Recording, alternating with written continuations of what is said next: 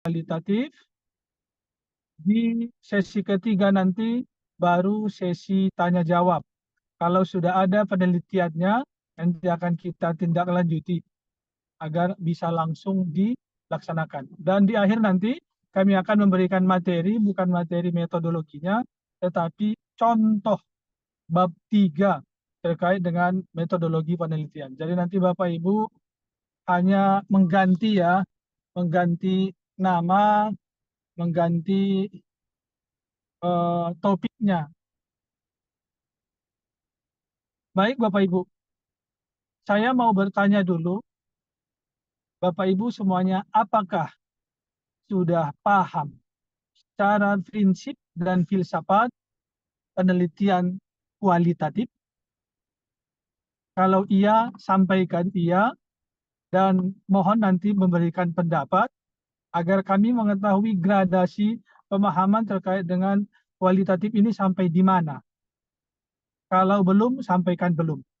Tunjuk tangan Bapak Ibu yang sudah memahami secara utuh penelitian kualitatif.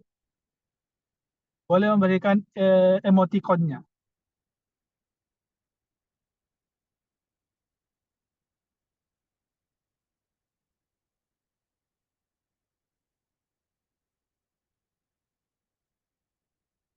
Saya meminta kepada Pak Erwanto, bisa menjelaskan apa penelitian kualitatif? Tidak ada yang mau nyanyi di sini. Makan udah, iris kue. Monggo Pak Erwanto.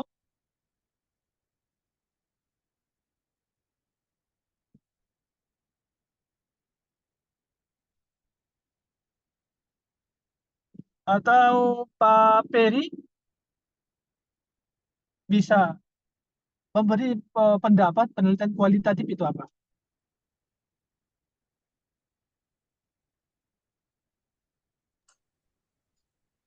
Kalau menurut kami itu penelitian yang bersifat deskriptif aja dah, Pak. Kemudian cenderung menggunakan analisis. Oke. Ada pendapat lain Bapak Ibu? Pak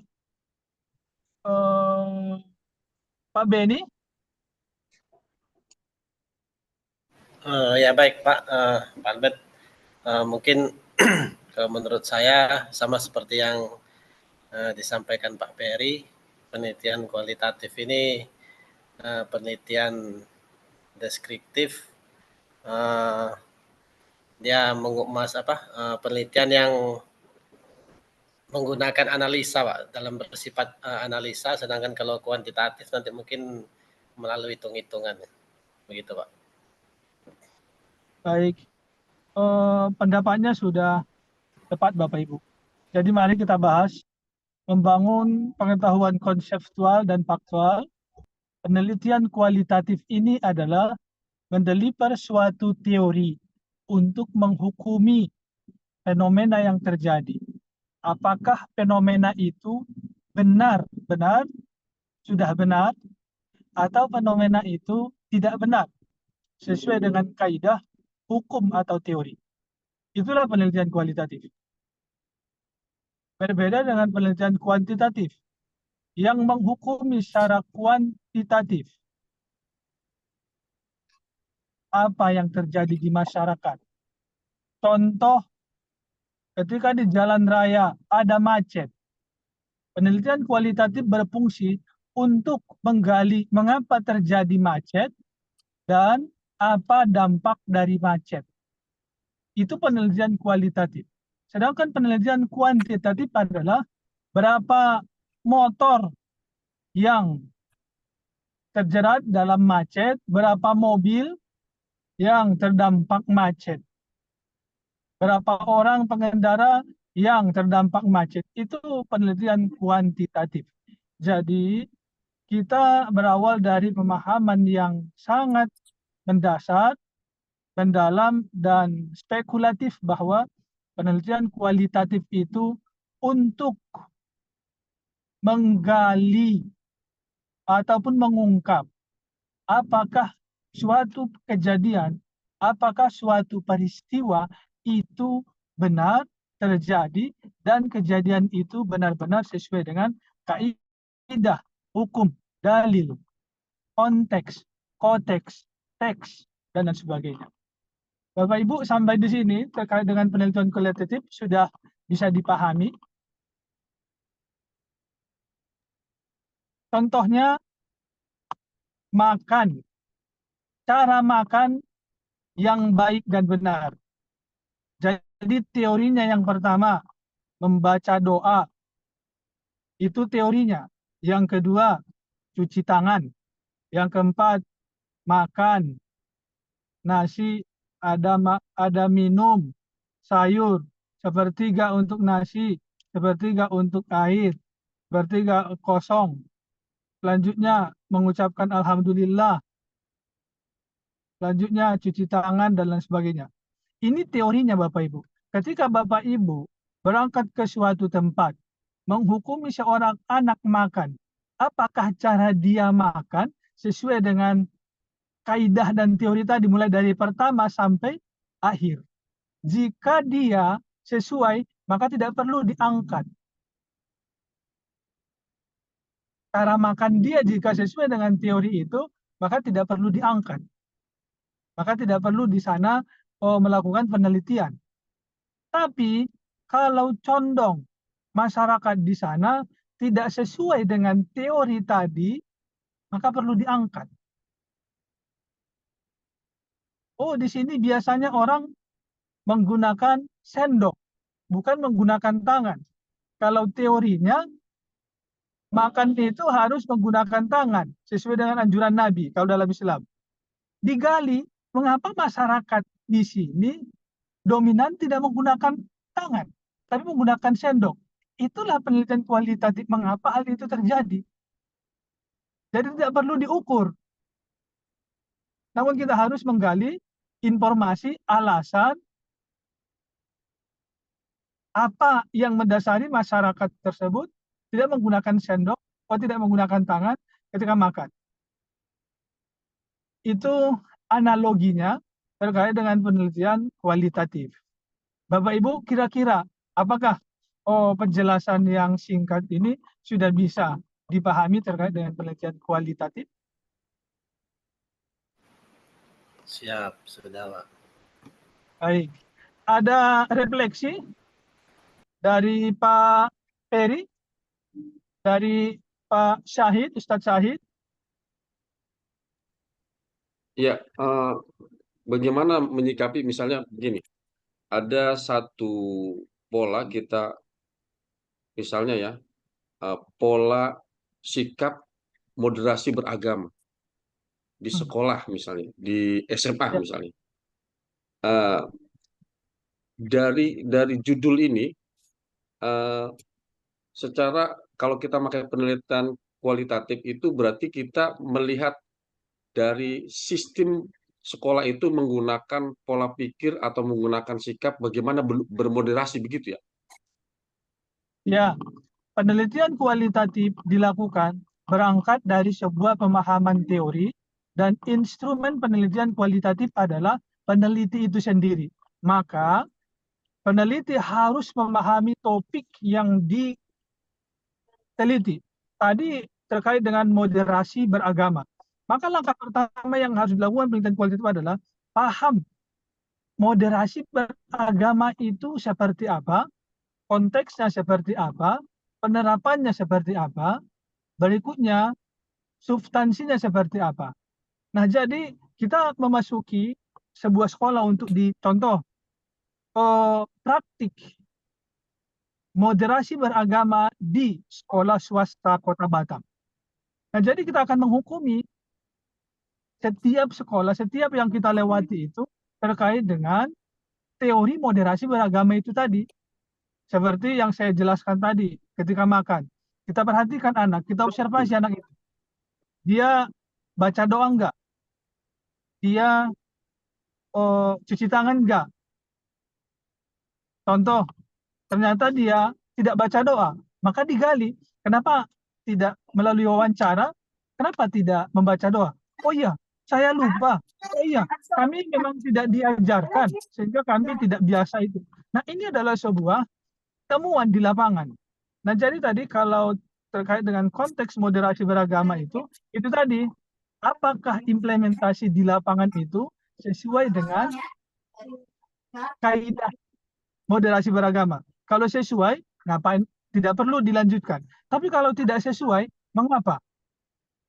Apakah karena mereka tidak paham moderasi beragama? Atau apakah karena mereka menolak konsep moderasi beragama? Atau apakah mereka punya konsep lain di dalam pandangan yang seumpama tapi berbeda? Ini yang perlu digali melalui penelitian kualitatif. Seperti itu Pak Ustadz Syahid. Nanti teknisnya seperti apa? Cara wawancara, teknik wawancara, siapa yang diwawancara, mengolah hasil wawancara, memvalidasi instrumen untuk wawancara, nanti akan kita jelaskan. Tapi secara mendasar memang perlu mengetahui dan memahami penelitian kualitatif ini. Begitu kira-kira Pak Syahid sudah bisa dipahami ya? Ya, oke. Terima kasih Pak dosen. Sama-sama Pak Ustadz. Ada tanggapan lain Bapak Ibu? Silahkan bertanya sebelum kita lanjut untuk penjelasan berikutnya.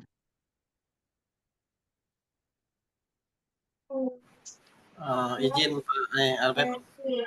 Ya, silakan Pak Beni. Ya baik, terima kasih Pak. Jadi seperti penjelasan di awal, Pak Albert jelaskan penelitian kualitatif itu maksudnya apabila dalam suatu permasalahan itu tidak sesuai dengan kaidah atau prosedur yang dianjurkan, jadi bisa kita lakukan penelitian, dan apabila hal itu sudah sesuai dengan kaidah berarti tidak perlu kita lanjutkan. Jadi maksudnya penelitian kualitatif ini tidak bisa kita lakukan kalau misal untuk perbaikan gitu Pak. Misal dalam suatu sistem pendidikan gimana mau keluar ini dengan sesuai kaidahnya, cuman kita ingin supaya lebih baik lagi, itu apakah tidak bisa dilakukan atau seperti apa gitu. Terima kasih Pak. Ya. belum tapi mantap ya. Penelitian kualitatif ini adalah untuk mengungkap suatu hal yang bisa berbeda atau tidak wajar atau tidak lazim dengan ketentuan. Penelitian kualitatif tidak berfungsi untuk memperbaiki. Kalau penelitian yang memperbaiki, itu nanti penelitian eksperimen untuk mengubah. Nah, di penelitian kualitatif, maka seorang peneliti haram hukumnya untuk mengintervensi keadaan atau peristiwa yang terjadi di lokasi penelitian. Contoh, misalkan siswa kita tidak bisa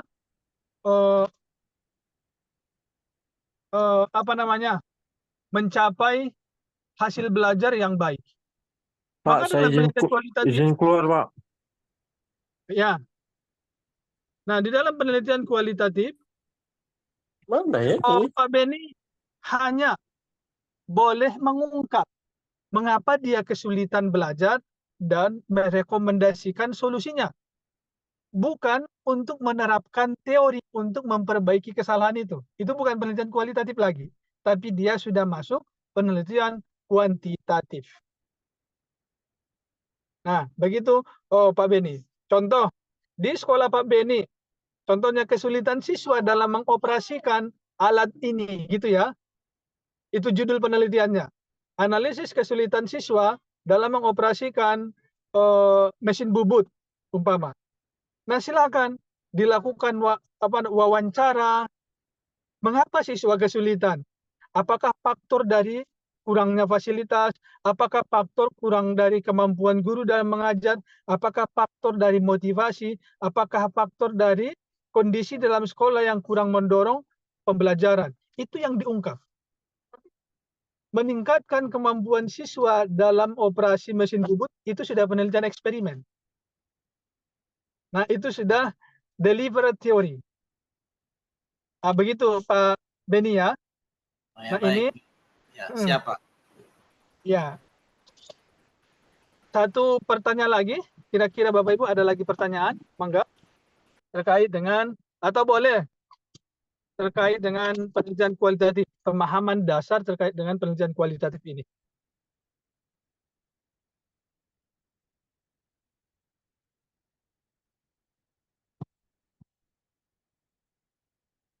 Baik, sekarang kita menetapkan judul dulu.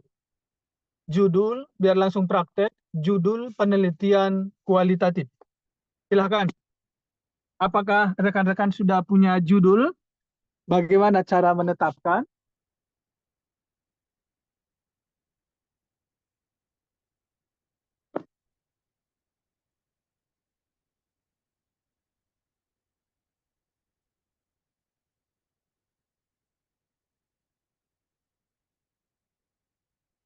Pak Wendy, monggo.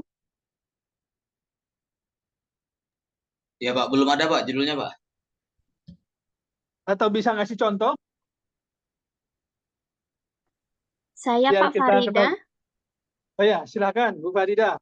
Contoh ya Pak ya. Peran Ya. orang tua dalam membentuk motivasi belajar anak di usia dini. Ya. Kira-kira di dalam penelitian ini apa yang ingin Ibu gali?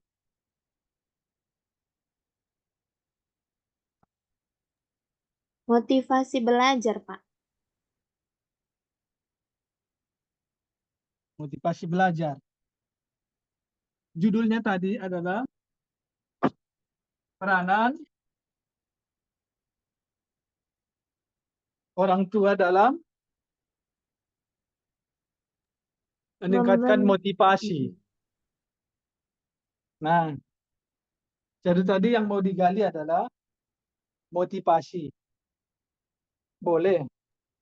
Namun bukan itu saja yang harus digali. Tapi bentuk peranan orang tua. Sehingga nanti mengambil sebuah kesimpulan, apakah peranan orang tua itu sudah ideal, sesuai dengan yang semestinya, atau tidak. Kalau tidak, apa penyebabnya? Dan apa dampaknya? Selanjutnya, apa solusi yang ditawarkan? Nah, hasil penelitian ini, itulah pentingnya nanti ditindaklanjuti dengan penelitian kuantitatif. Memecahkan masalah itu dengan menerapkan sebuah teori. Misalkan, implementasi group discussion untuk meningkatkan peranan orang tua dalam meningkatkan motivasi belajar siswa. Itu sudah masuk pada penelitian kuantitatif eksperimen. Ternyata model ini tidak berhasil untuk meningkatkan peranan orang tua. Lanjutkan dengan penelitian pengembangan. Dikembangkan model baru, dikembangkan obat baru. Nah, jadi seperti ini, Bu. Seorang anak sakit. Penelitian kualitatifnya di mana? Mendiagnosa apa penyakit anak ini, apa penyebabnya, dan lain sebagainya. Selanjutnya, setelah diketahui secara jelas penyakitnya, maka dilanjutkan dengan penelitian kuantitatif, menguji coba obat yang sudah ada. Itu kalau S1, S2. Diberikan obat ini, dilihat pengaruhnya terhadap kesehatan anak. Pertama diberikan tidak berpengaruh. Kedua diberikan tidak berpengaruh. Ketiga diberikan juga tidak berpengaruh. Kok nggak sembuh-sembuh? Berarti obatnya salah. Kembangkan. Dilanjutkanlah penelitian pengembangan R&D tadi. Dikembangkan sebuah obat baru dengan temuan jenis penyakit itu. Nah, itulah yang dimaksud dengan penelitian pengembangan. Jadi, tadi peranan orang tua dilihat, terus motivasi siswa dilihat. Kalau misalkan temuannya motivasi siswa tidak baik, kenapa? Kalau kita lihat hasilnya, motivasi siswa baik karena apa? Nah, seperti itu.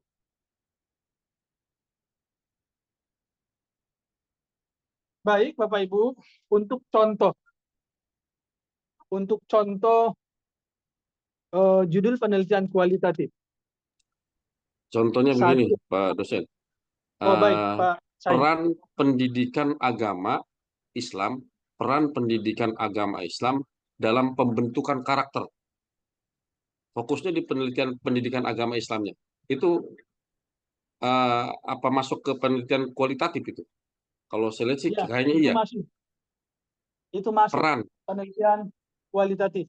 Itu Iya. bagus. Jadi contoh judulnya itu memang sudah kualitatif banget ya. Sudah kualitatif. Nah, Pak Syahid, Iya. ketika penelitian ini selesai dilakukan, hasilnya apa? Tujuannya apa? Oh. Dari pendidikan ini ya tujuannya adalah dari pendidikan PA ini agar bisa terbentuk siswa-siswa yang berkarakter itu. Berkarakter. Oke. Artinya siswa-siswa yang dari pendidikan agama Islam ini nanti bisa membentuk karakter siswa. Oke, Pak. Ya, jadi itu sudah tepat ya judulnya. Bisa dalam bentuk analisis, bisa dalam bentuk fenomena, bisa dalam bentuk kendala, bisa dalam bentuk keandalan juga boleh. Pak Syahid sudah benar judulnya, Ibu tadi juga sudah benar. Silahkan Bapak Ibu yang lain memberikan contoh judul. Izin Pak Albert. Ya, Pak Beni, silahkan. Ya Pak, ini kalau misal penelitian kualitatif ini kalau kita membandingkan gitu, apakah bisa atau gimana? Misal ini Pak judulnya, tingginya kenakalan remaja siswa SMK dibanding dengan siswa SMA. Jadi maksudnya di sini membandingkan SMK dan SMA itu kalau seperti itu apakah bisa atau bagaimana Pak? Oh, berarti situ perbandingan Kenakalan. tertinggi kenakalan siswa SMK dengan SMA gitu ya Pak ya? Iya Pak. Nah, ini sudah masuk pada mixed method.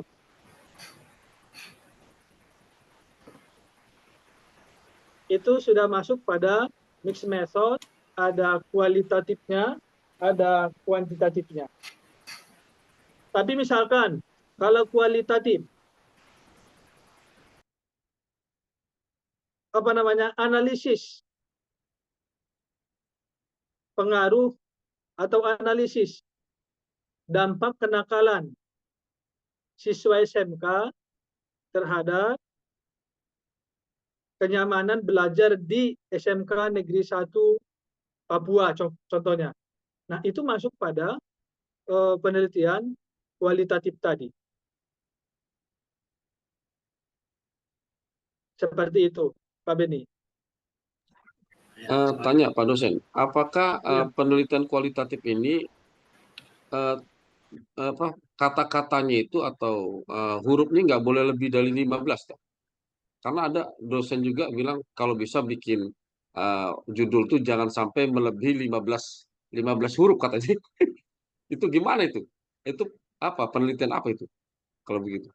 Karena dosen saya nih dia ngasih judul kalau bisa jangan lebih katanya itu dari 15, maksudnya hurufnya gitu loh. Itu gimana itu maksudnya? Saya nggak paham. Oh, itu sesuai dengan aturannya, aturan kampusnya. Sesuai dengan aturan kampusnya. Ada yang membuat aturan seperti itu, ada yang tidak seperti itu. Nah, idealnya judul dari penelitian itu sebaiknya memang maksimal 20 kata.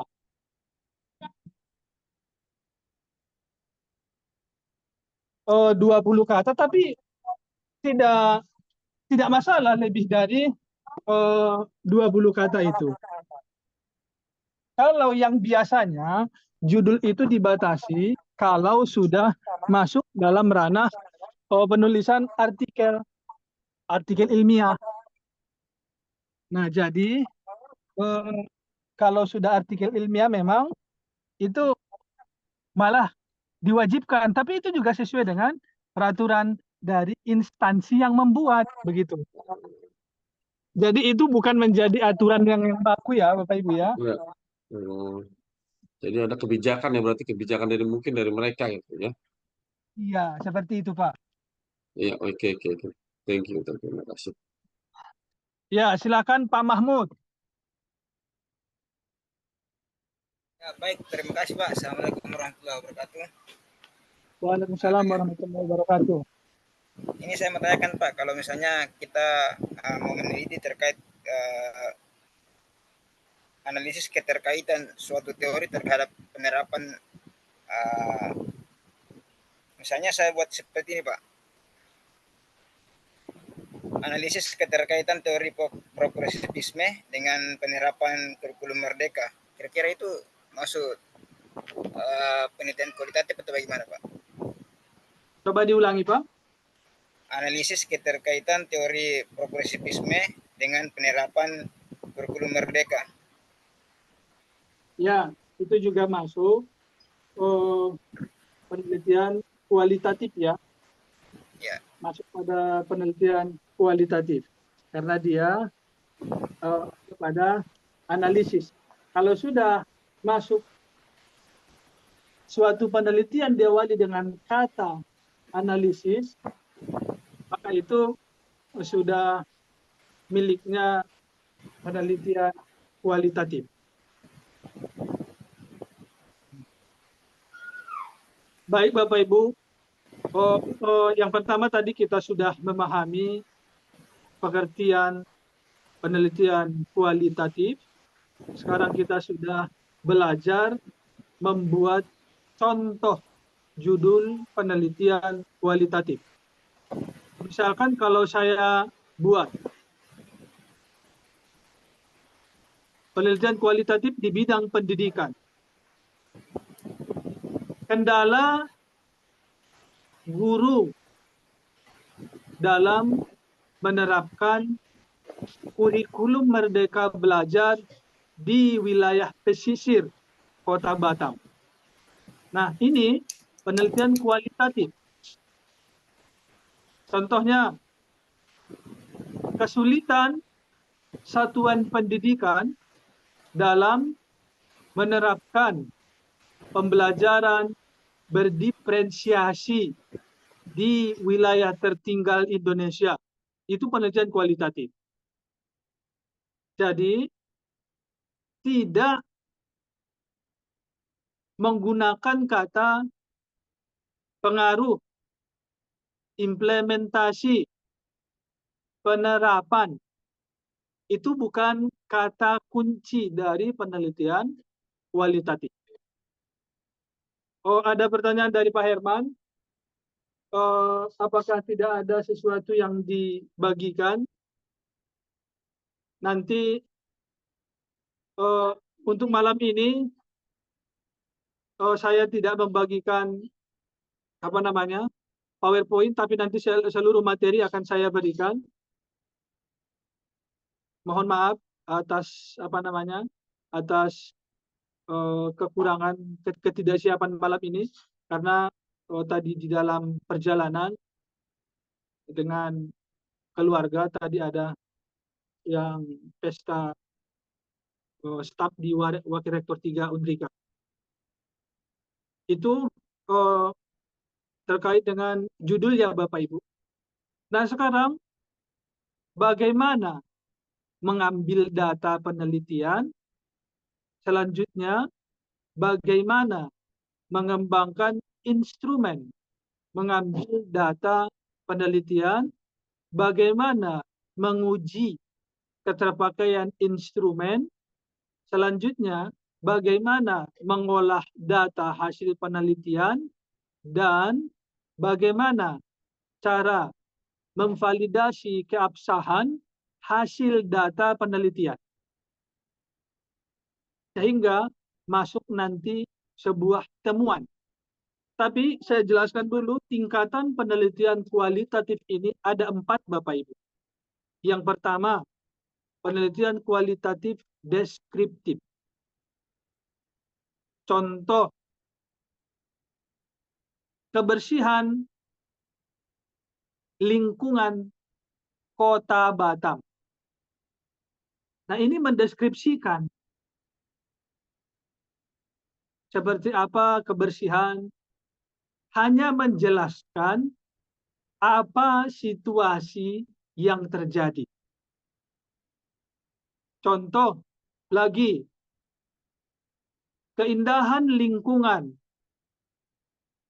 SMK Negeri 3 Papua. Berarti dalam penelitian itu hanya mendeskripsikan keindahannya. Kenapa alasan dia memilih judul itu? Misalkan SMK ini terkenal, tersohor namanya bersih. Sehingga kita penasaran, mengapa itu bersih? Dan bagaimana lingkungannya? Berarti kita deskripsikan.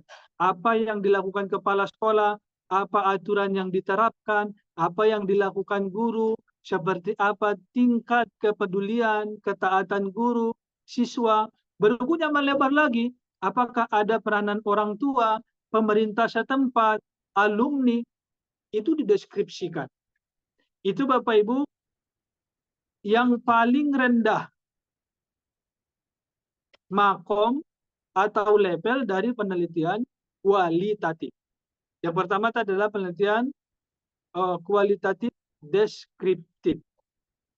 Hanya menggambarkan, menyuratkan, tidak boleh mengubah apa keadaan yang ada di lapangan. Contoh, Sekolah Putra Batam mendeskripsikan warnanya warna biru, tidak boleh dibuat warna kuning. Berarti penelitian kualitatif deskriptifnya salah. Terus bagaimana memvalidasi apakah benar warnanya ini? Nah, nanti akan kita pelajari. Yang kedua Bapak Ibu, penelitian kualitatif naratif. Artinya, kita mendapatkan data berdasarkan paparan cerita dari orang-orang yang terlibat. Contoh, kepemimpinan Muhammad Rudi sebagai Bapak Pembangunan di Kota Batam. Nah, seperti apa kepemimpinannya? Maka kita dapatkan dari orang lain. Orang-orang yang mengetahui rekam jejaknya Pak Rudi. Itu penelitian kualitatif berbentuk naratif. Menceritakan, menuliskan ulang apa yang diberikan oleh apa informasi yang kita gali dari informan. Informan itu adalah para pemberi informasi di lapangan. Contoh lain, ketauladanan Profesor Buya Hamka dalam membentuk desa mandiri di Sumatera Barat. Kira-kira Pak Ferry, bagaimana cara kita mengambil data? Apakah mengobservasi? Tentu tidak. Tapi cara kita adalah mengumpulkan orang yang mengetahui secara sah dan utuh terkait dengan Prof. Hamka. Apa yang mereka sampaikan, itu yang kita tuliskan. Tidak boleh mengubah informasi ataupun menggiring. Nah, disinilah yang dimaksud tadi prinsip penelitian kualitatif itu adalah harus jujur dalam berilmiah. Nah, begitu. Penelitian yang kedua, yaitu penelitian naratif, kualitatif naratif. Yang ketiga adalah penelitian kualitatif konfirmatif. Yang dimaksud ini level ketiga, penelitian kualitatif yang dimaksud dengan konfirmatif adalah membandingkan baik dari data yang dicapai secara observatif, naratif, informatif, elaboratif.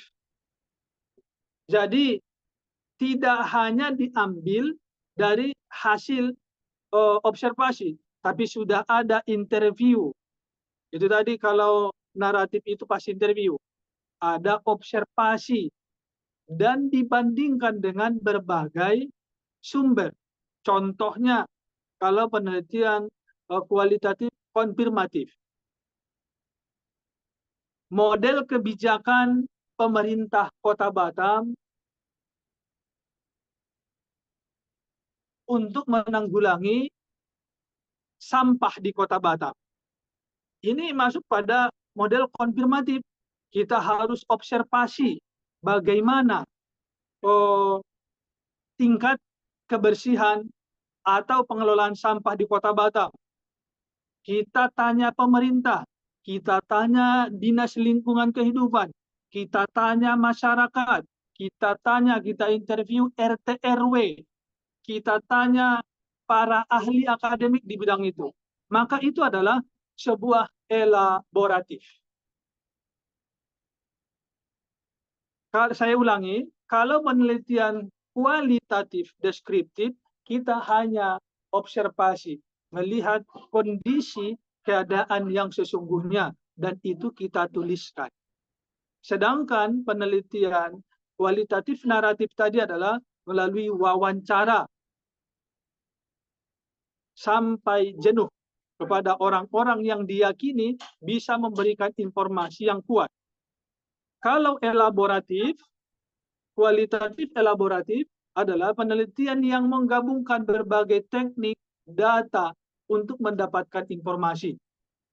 Ada data melalui observasi, ada data melalui wawancara, ada wawancara terbuka, ada wawancara tertutup. Dan juga yang diwawancara bukan hanya satu komponen. Bisa pemerintah, bisa orang tua, bisa tokoh masyarakat, bisa dinas pendidikan, dan lain sebagainya. Yang terakhir, penelitian kualitatif grounded theory. Grounded theory. Nah, ini adalah menemukan suatu teori baru. Grounded theory itu menemukan suatu teori baru. Contoh, apa yang diungkap dari penelitian ini yang tidak disebutkan oleh teori, tapi kita temukan di lapangan. Karena tidak semua teori itu mampu menghukumi apa yang ada di lapangan. Contoh saya berikan seperti ini. Implementasi atau misalkan penerapan kurikulum Merdeka. Jadi, penerapan kurikulum Merdeka ini, indikator dan standarnya tentu sudah ada. Namun, di beberapa sekolah tidak berhasil. Ada kendalanya. Tapi ada satu sekolah yang berhasil. Dia menggabungkan kurikulum ini dengan pendekatan lokal. Sehingga siswa, guru lebih mudah memahami urgensi dari penerapan kurikulum. Jadi di mana di situ grounded teorinya? Nah, jadi di situ menggabungkan unsur kearifan lokalnya. Sehingga pelaksanaan penerapan kurikulum itu berjalan lebih bagus. Karena di tempat lain hanya menerapkan apa yang tertulis di kurikulum itu. Contoh, saya buat yang dimaksud dengan grounded theory. Teori makan. Teori makan tadi yang pertama adalah kalau di orang Melayu di Batam. Pertama, baca doa, cuci tangan, makan, cuci tangan lagi, baru ada buah. Ternyata di wilayah lain unsur itu ada, tapi ada yang menjadi pembeda. Oh iya, di tempat lain mereka menyediakan tusuk gigi. Mereka menyediakan lap tangan. Mereka menyediakan garam. Mereka menyediakan gula. Sehingga yang makan itu merasa puas. Jadi di mana grounded teorinya? Tadi Bapak Ibu menggunakan di kajian di bab 2, teori makan itu adalah yang pertama tadi. Doa, cuci makan, doa, cuci tangan, makan, cuci tangan lagi, makan buah. Itu yang Bapak Ibu tuliskan di bab 2. Ternyata ketika Bapak Ibu menggunakan teori ini di lapangan, ada yang Bapak Ibu temukan selain itu yang tidak tertulis. Ada yang menyediakan lap tangan, ada yang menyediakan tusuk gigi, atau ini lebih dikenal dengan novelty. Temuan yang membuat suatu keadaan lebih baik, yang tidak dituliskan secara teoritis, maka itulah grounded theory. Bapak Ibu. Sampai di sini, apakah sudah memahami? Yang pertama, penelitian kualitatif. Yang kedua, membuat judul kualitatif. Yang ketiga, jenis-jenis penelitian kualitatif dan contohnya.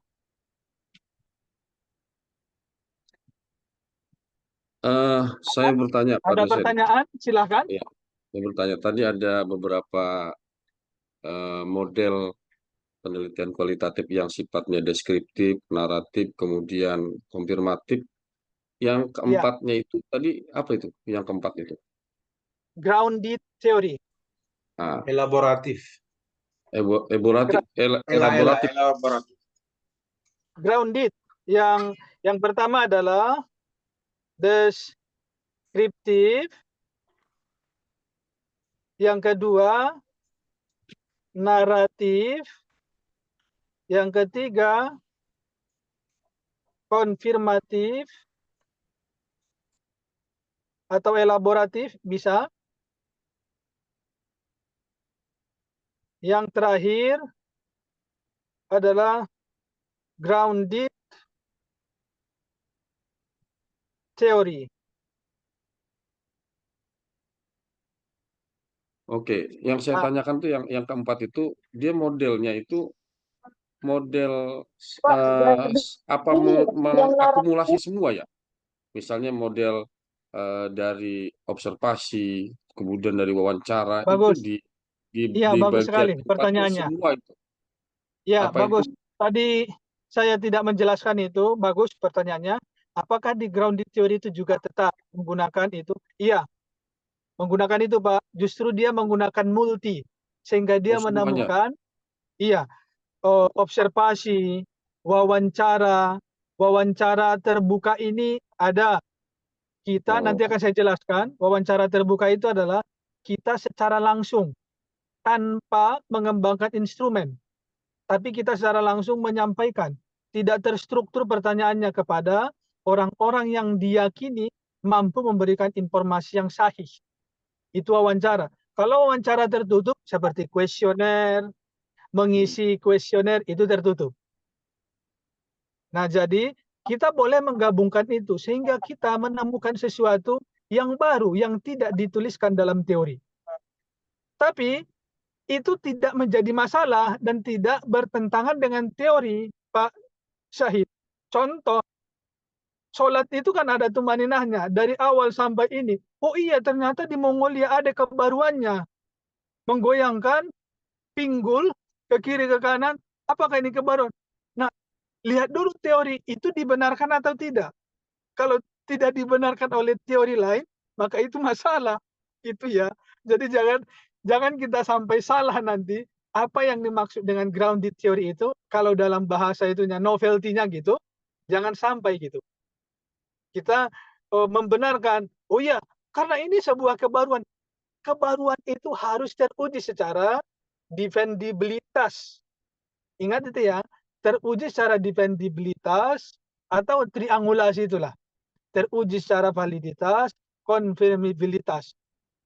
Apakah contoh saya bilang tadi kan teori makan itu, oh ternyata di daerah ini mereka justru menyediakan buah setelah makan dan disuguhkan. Sementara di tempat lain tidak. Kira-kira ini bertentangan tidak dengan teori yang lain? Begitu Pak Syahid. Jadi ukuran itu baru atau tidak ditinjau dari mana? Dari kajian teori yang kita tuliskan di bab 2. Itu ukurannya. Gimana Bapak Ibu sudah begitu terang terkait dengan penelitian, nanti tinggal contoh-contoh akan saya berikan. Yang sudah jadi ya Bapak Ibu, nanti akan saya berikan contoh skripsi dan tesis, dan memang itu penelitian saya. Ada ya dalam bentuk artikel, ada dalam bentuk project riset di Klaten, ada penelitian yang bersifat grounded, itu dilakukan di SMK Negeri 1. Alhamdulillah kemarin itu mendapatkan penghargaan di konferensi internasional di CIE Yogyakarta. Karena kita mengungkap sebuah kebaruan, grounded theory itu dalam link and match di SMK Kota Batam. Ini sangat penting ini sama Pak Beni nanti. Karena Pak Beni adalah guru SMK di Papua. Bapak Ibu, kita buka ruang pertanyaan. Apakah masih ada? Yang pertama, pengertian, cara Albert. penetapan judul, dan jenis. Pak Albert, Iya Pak Herman? itu dari Ibu Farida Rahmas dari tadi. Oh iya, raise hand beliau. mangga, Monggo. mangga, Bu Farida Rahmah. Ini Pak terkait contoh lagi yang mau saya berikan. Contohnya itu penerapan pembelajaran berbasis proyek dalam meningkatkan kemampuan keterampilan berpikir kreatif siswa di sekolah. Itu gimana Pak? Itu kuantitatif. Karena kita menguji sebuah teori. Nanti akan kita lihat apakah teori itu berpengaruh atau tidak. Seperti itu. Oke, baik Pak. Berarti dia untuk kualitatif itu apakah harus spesifik gitu Pak, yang seperti Pak Syahid tadi? Benar. Judul kualitatif Kayak itu pendidikan memang agama dalam pembentukan karakter itu spesifik. ya, namun kan penelitian kualitatif ini boleh saja apa saja topiknya. Misalkan Mbak Farida di Kota Batam kalau habis Lebaran kan anak-anak suka nambang, iya kan? Datang ke rumah, minta angpau THR, iya kan? Kalau di Iya, Batam rame-rame, bukan hanya di perumahannya, tapi dia ada menyeberang ke perumahan lain. Coba kita lihat di Cirebon. Saya di Cirebon berapa tahun, Pak Syahid juga dari Cirebon, itu tidak ada di sana. Terus di Yogyakarta tidak ada. Di Papua, tidak ada. Nah, ini patut dilakukan penelitian kualitatif, fenomenologi. Budaya menambang di Kota Batam pasca Hari Raya Idul Fitri. Nah, ini masuk buah penelitian kualitatif. Yang ingin kita gali adalah semangatnya, filsafat masyarakat, pandangan masyarakat terhadap fenomena ini, keberatan atau tidak, sejarahnya juga bisa kita ungkap. Dulunya ini muncul dari mana gitu. Itu penelitian kualitatif. Begitu Bu Rahma ya. Baik, Pak. Terima kasih.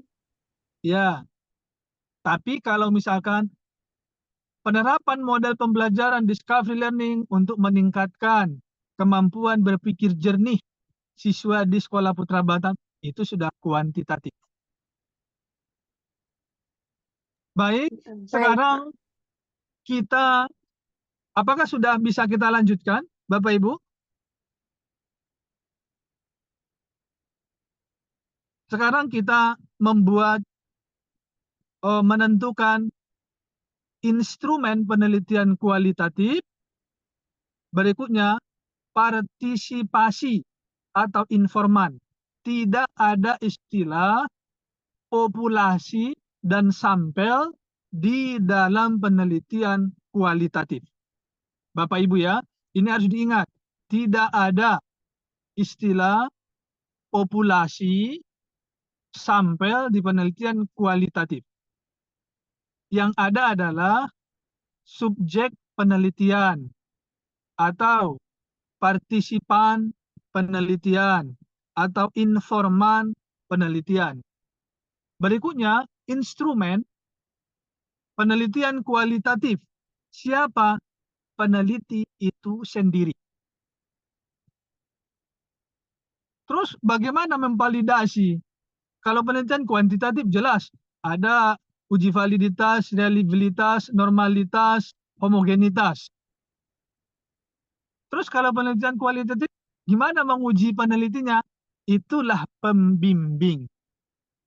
Nah, pembimbing harus memastikan peneliti itu sudah benar-benar menguasai kajian atau teori yang berkaitan dengan topik yang dilakukan. Contoh, paradigma guru PNS tentang penerapan AI dalam pembelajaran atau persepsi atau paradigma. Maka apa yang harus dikuasai oleh peneliti?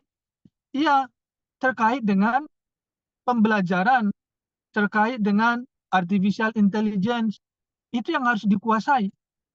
Terkait dengan profesional guru. Siapa yang memvalidasinya? Yaitu pembimbing. Jadi kalau pembimbing penelitian kualitatif bukan selesai atau tidak selesainya proposal sehingga dapat tanda tangan surat dari BAK kampus untuk melakukan penelitian, bukan itu kalau penelitian kualitatif. Tetapi bagaimana tingkat kepercayaan pembimbing terhadap pengetahuan mahasiswa bimbingannya untuk melakukan penelitian kualitatif. Karena sebenarnya yang paling sulit adalah penelitian kualitatif. Penelitian kuantitatif tidak sulit, dapat data, olah langsung dengan statistik, selesai. Jadi, instrumen, saya ulangi, instrumen penelitian kualitatif adalah yang pertama, peneliti itu sendiri. Jadi, pertanyaan penelitian di kualitatif bisa berkembang. Penelitian kualitatif juga bisa berubah judul sesuai dengan kondisi di lapangan. Beda dengan kuantitatif. Kalau kuantitatif tidak boleh berubah judulnya. Bapak Ibu, apakah sudah bisa dipahami terkait dengan instrumen? Bisa dijelaskan lagi Pak Albert tentang apa namanya penelitian kualitatif itu kan di objeknya di peneliti itu sendiri. Maksudnya bisa Iya. dijelaskan maksud dari peneliti itu sendiri, maksudnya seperti apa gambarannya? Contoh, Pak Syahid akan mengkaji terkait dengan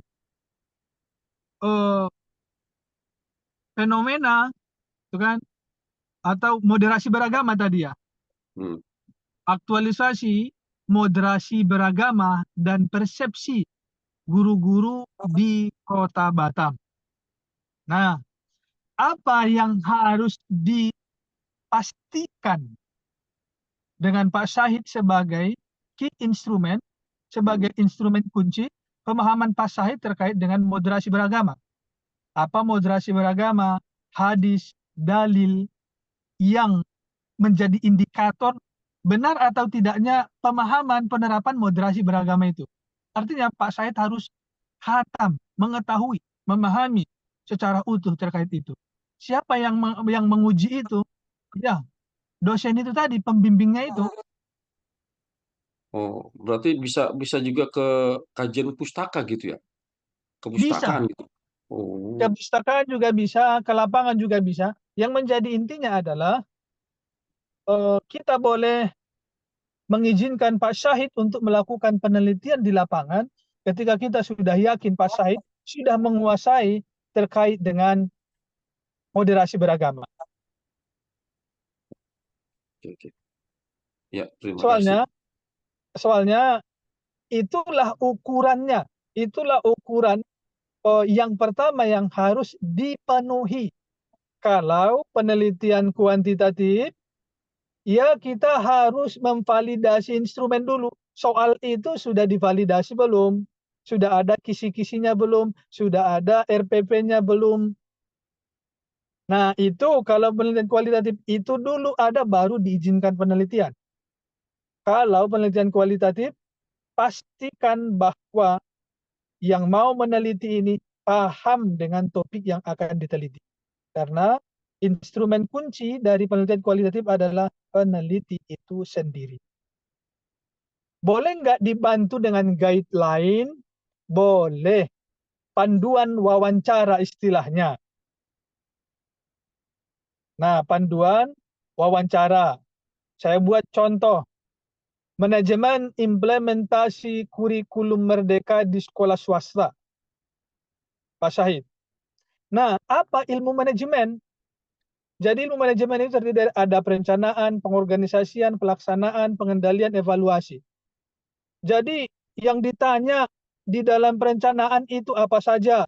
Bisa ditulis, itu yang ditanyakan di lapangan. Boleh juga seperti itu. Jika kita, kembali lagi tadi, belum meyakini seutuhnya kita itu sudah menguasai topik itu. Bisa kita dibantu dengan panduan wawancara. Atau kita bisa menggunakan kuesioner agar tidak salah-salah. Tapi Oke, kuesioner terima ini kasih. pada umumnya digunakan untuk kuantitatif. Ada tanggapan lain?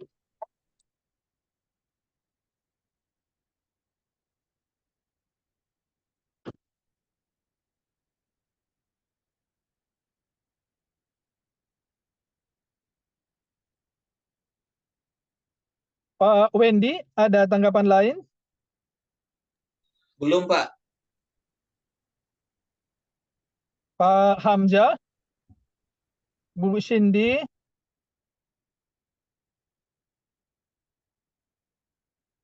Aman, Pak. Aman ya. Nanti untuk pengolahan data kan selanjutnya kita menggunakan NVivo ya. Nanti Pak Syahid ikut saja di kampus ya. Nanti saya berikan undangannya. Nanti kita akan menghadirkan pembicara dari IPB. Jadi itu nanti prakteknya. Jadi nanti seluruh mahasiswa juga akan akan diikutkan ke sana. Jadi nanti yang ada di grup ini, monggo kalau mau ikut pelatihan NVivo itu. Kalau NVivo itu kan kalau data, wawancara, atau rekaman sudah terkumpul, baru diolah. Dimasukkan ke dalam sistem begitu. Baik, itu tadi terkait dengan instrumen. Selanjutnya, teknik pengambilan data penelitian kualitatif. Nah, Bapak Ibu, tekniknya ini yang pertama melakukan observasi. Observasi ini bisa dilakukan mengambil videonya, itu lebih bagus. Contohnya nanti kita menjelaskan penelitian ini dilakukan di sekolah ini terdiri dari ini, berada di sini. Warna sekolah ini adalah merah. Maka dilihat video itu benar nggak merah? Oh iya benar. Maka pernyataan dia itu teruji validitasnya. Sudah sahih. Seperti itu. Yang pertama adalah observasi dengan langsung terjun ke lapangan. Mempelajari fenomena yang ada di lapangan, karakter lapangan selanjutnya. Apa hal-hal yang mempengaruhi suatu fenomena itu terjadi di lapangan, itulah yang digali. Dilanjutkanlah itu dengan teknik yang kedua, wawancara.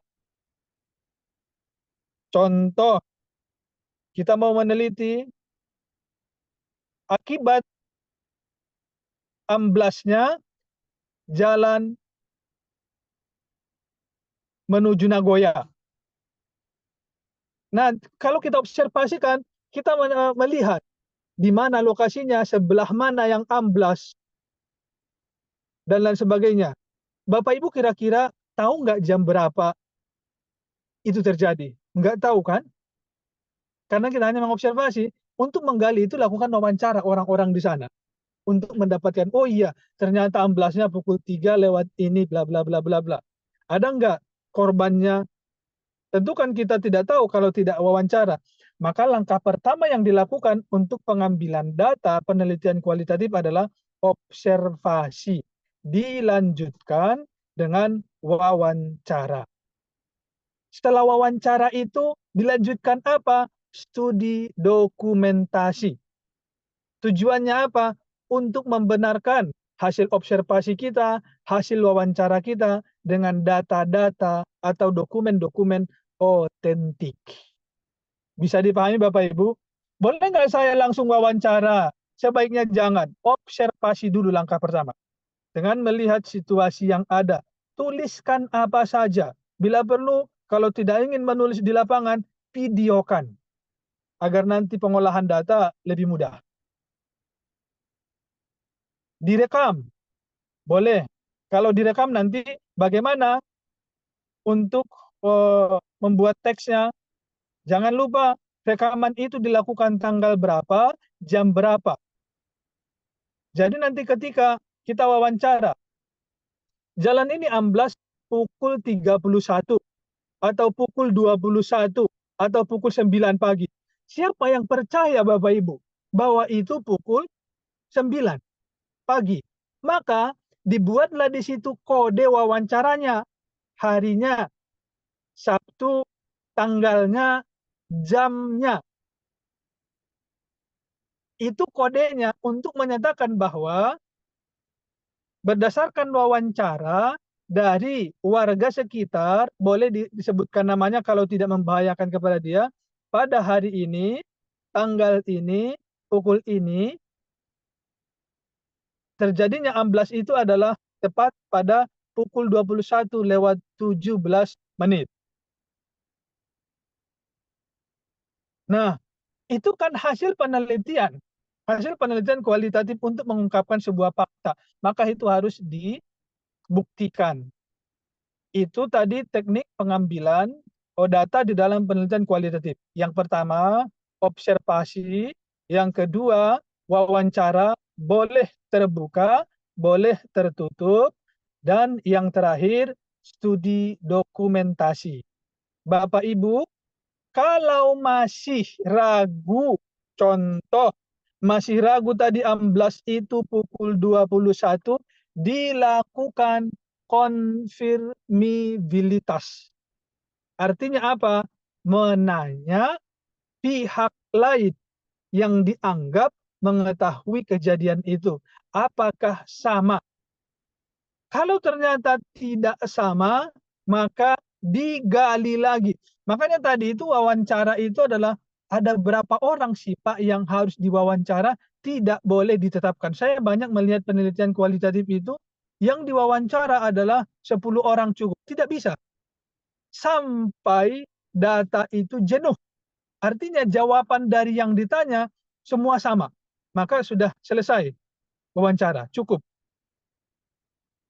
Itu namanya konfirmabilitas untuk memastikan keandalan data yang kita sajikan di hasil penelitian. Selanjutnya, perlu triangulasi, dibuktikan dengan dokumen. Contohnya, koran. Berikutnya, informasi dari kepolisian yang menyatakan itu pukul 21. Bisa. Untuk apa? Menguji kebenaran dari pukul 21:17 ini. Itu salah satu, baru satu data, Bapak Ibu ya, yang kita ungkap agar data ini benar dipertanggungjawabkan. Seperti itu. Silahkan teknik pengambilan data yang mau memberikan tanggapan, silahkan.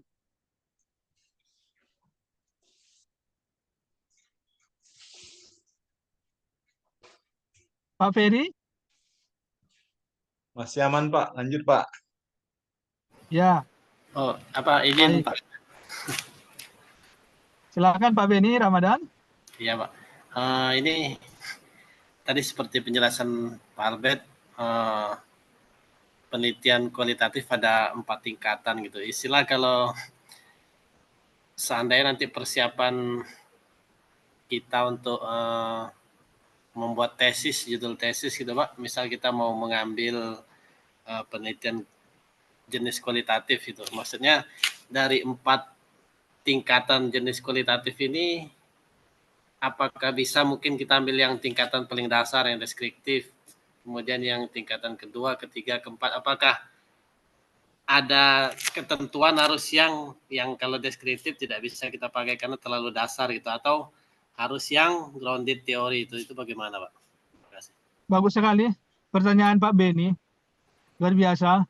Oh, sebenarnya tadi sebelum penelitian juga, sebelum pelatihan ini saya ingin menyampaikan ini, tapi saya lupa. Jawabannya adalah untuk mahasiswa S2, level KKNI yang harus dicapai itu adalah level 8 Pak Beni. Jadi kan level kurikulum nasional itu 1 sampai 9. S1 level 6 sampai 7. S2 level 8, S3 sampai level 9. Jadi mengkreasi. Jadi untuk penelitian kualitatif, level yang diperbolehkan di S2 adalah level 3. Kalau dia bisa di grounded theory, bagus. Tapi grounded theory itu butuh pengalaman, butuh jam terbang untuk melakukan penelitian itu. Nah itu ya Pak Beni ya. Jadi sudah harus level di level 3 itu tadi. Konfirmatif atau elaboratif itu. Karena tidak boleh penelitian itu hanya mengobservasi saja. Itu tugasnya S1.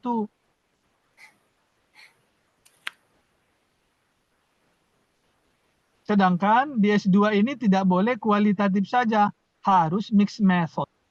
Tapi kalau sudah dipahami kualitatif, ini.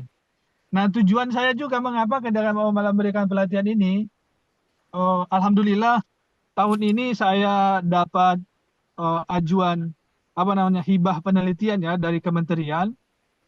Nah saya mengharapkan nanti tahun depan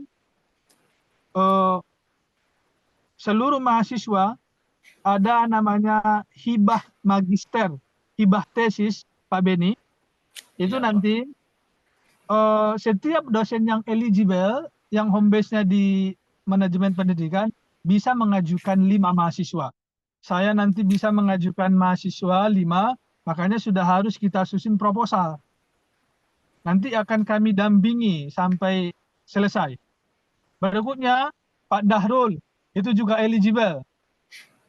Eligible, dia bisa mengajukan 5 orang, sudah 10 kan, kita 18. Nanti ada dosen baru namanya Pak Alvino. Pak Alvino ini juga eligible. Nah, jadi dia juga nanti akan mengajukan 5 orang.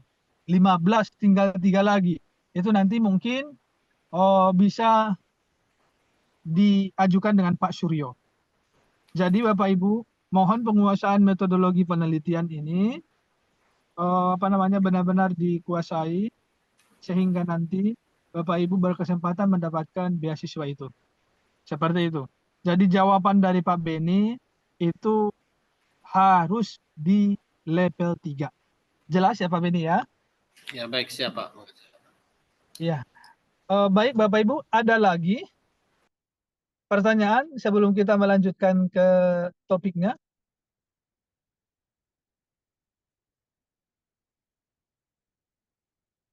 Baik. Kalau tidak ada, Bapak Ibu, materi ini nanti akan saya bagikan dalam bentuk PPT-nya, cuman malam ini tidak ready untuk ditampilkan. Selanjutnya, setelah data dikumpulkan, saya ulangi, data dikumpulkan melalui satu, awali dengan observasi, untuk memperdalam informasi yang Bapak Ibu dapatkan melalui observasi, dilanjutkan dengan wawancara, karena tidak semua yang kita lihat itu kita pahami asal-usulnya. Maka disitulah pentingnya wawancara. Dan tidak semua apa yang disampaikan oleh pewawancara atau informan itu adalah terukur kebenarannya. Maka dilanjutkan dengan studi dokumentasi pendukungnya. Namun jika ketiga itu menurut kita belum sahih, itu kan sudah memenuhi triangulasi Bapak Ibu. Jadi pengumpulan data itu menguji keabsahan itu secara triangulasi, yaitu observasi, wawancara, studi dokumentasi. 3 cara kan? Tapi kita kayaknya belum yakin bahwa ini yang sesungguhnya. Maka dilakukan dengan konfirmabilitas, defendibilitas, dengan memperluas sumber informasi yang kita gali. Diperluas lagi. Itu namanya mengkonfirmasi pengetahuan yang lain dengan yang sudah kita dapatkan. Sama atau tidak. Nah, sekarang kalau data itu sudah terkumpul, baik dalam bentuk video, dalam bentuk rekaman, dalam bentuk tulisan, ataupun dalam bentuk ingatan kita. Ini kan mau diolah, iya kan Bapak Ibu? Kita menggunakan teknis Miles and Haberman. Nah, langkah pertama tadi adalah melakukan collecting data, mengumpulkan collecting data, dikumpulkan data itu tadi dengan teknik itu. Selanjutnya, mengklasifikasikan data. Tadi misalkan kalau kita ingin melihat kurikulum merdeka, kesulitan kurikulum merdeka, kita klasifikasi yang mana kesulitan di bidang teknis, yang mana kesulitan di bidang sarana prasarana, yang mana kesulitan atau masalah di bidang komunikasinya, yang mana kesulitan di bidang dukungan material. Nah, itu namanya mengklasifikasi. Bisa dipahami ya Bapak ya? Yang pertama tadi adalah kita mengumpulkan informasi. Setelah informasi kita kumpulkan itu tekniknya Miles and Haberman, baru kita klasifikasi atau verifikasi data itu agar tidak tercampur-campur. Contohnya kendala mengimplementasikan kurikulum merdeka di Kota Batam. Kendala di bidang gurunya, kendala di bidang siswanya, kendala di bidang sarana pendukungnya, kendala di bidang alat atau teknologi pendukungnya, kendala di bidang biaya.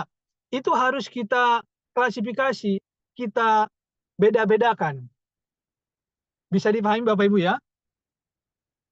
Nah, selanjutnya barulah kita analisis data. Di analisis data, contoh tadi, kendala penerapan kurikulum merdeka di Kota Batam. Kendala yang pertama itu adalah pengetahuan, pemahaman gurunya. Terus apa? Satu, gurunya tidak paham kurikulum merdeka karena tidak mengikuti pelatihan. Nah, coba inilah yang kita gali tadi. Guru itu tidak paham. Karena kenapa? Tidak mengikuti kurikulum merdeka. Mengapa guru tidak mengikuti pelatihan? Kenapa? Maka digali kepala sekolah, digali dinas pendidikan, digali gurunya, sehingga dapat kita ungkapkan, oh iya kendala ini akibat dari ini, dan ini mengakibatkan ini. Itu menganalisis Bapak Ibu. Baru kita kondensasi, kita bandingkan, apakah temuan kita ini juga terjadi di tempat yang lain. Nah, ada 4 tahapan dalam mengolah data Bapak Ibu. Yang pertama Bapak Ibu, 5, collecting data. Yang kedua, klasifikasi data. Yang ketiga, analisis data, mengolah data. Yang keempat, kondensasi data. Yang kelima, konklusi, kesimpulan. Oh iya, berarti tadi kendala di bidang guru. Kita bisa memverifikasi, kita bisa menganalisis mengapa guru terkendala, apa yang menjadi penyebabnya. Terus kita kesimpulkan bahwa kendala ini terjadi ini dan ini mengakibatkan ini. Sehingga solusinya ini, seperti itu. Bapak Ibu, itu teknik menganalisis data penelitian kualitatif dengan menggunakan teknik Miles and Haberman.